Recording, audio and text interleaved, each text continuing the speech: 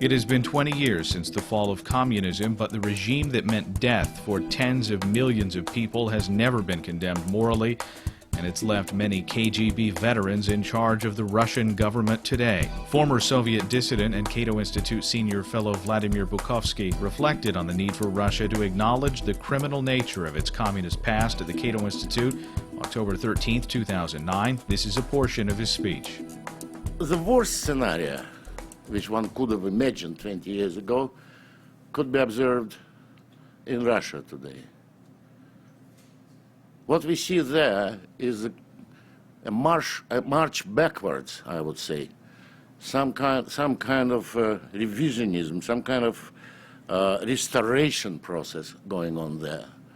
As we all remember, then at that time President Putin defined the end of Soviet Union as the greatest geopolitical catastrophe of 20th century, which was really a strange thing to hear. I always believed that the emergence of Soviet Union was the greatest geopolitical catastrophe of all times, but he thinks the opposite. And of course he acts accordingly. For them, for the people who came to power with him, and they're predominantly KGB people, the most important thing is to restore as much as possible of the Soviet system. Of course, they understand that it's not possible to do completely. The time has changed. There are so many things which could not be returned, and they don't try to do that. The country cannot be closed down.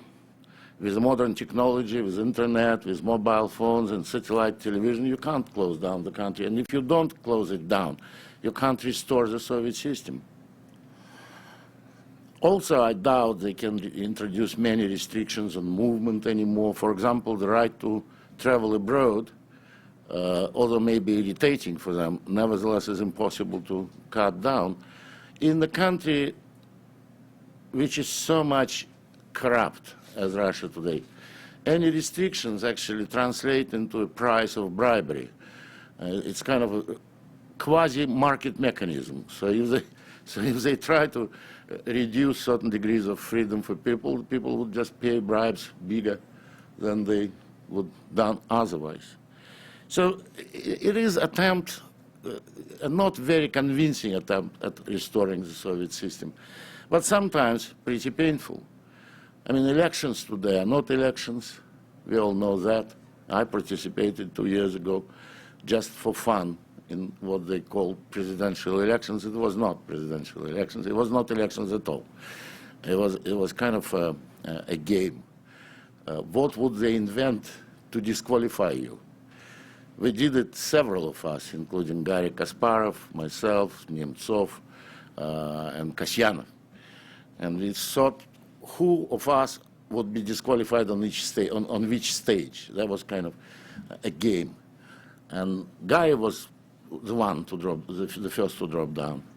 I've managed to hold on for longer than others, but the longest was Kasyanov. He even managed to get 2 million signatures. But then he was told that all of the signatures are forgery, including his own. So he was disqualified as well. No, it's not an elections anymore, and we've lost this institution. Other institutions of democracy very quickly dismantled. The freedom of press is now symbolic. What remains of that freedom of press are probably one radio station and one newspaper, and their fate is not clear even as we speak. What is more depressing is that the country returned to political repressions.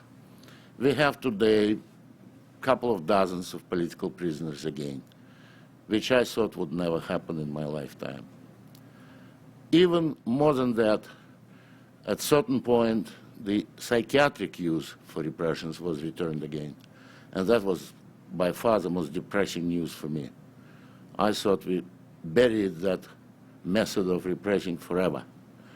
And yet it did happen again, several cases. Luckily, we managed to stop it in time, but we cannot guarantee it would not be renewed tomorrow.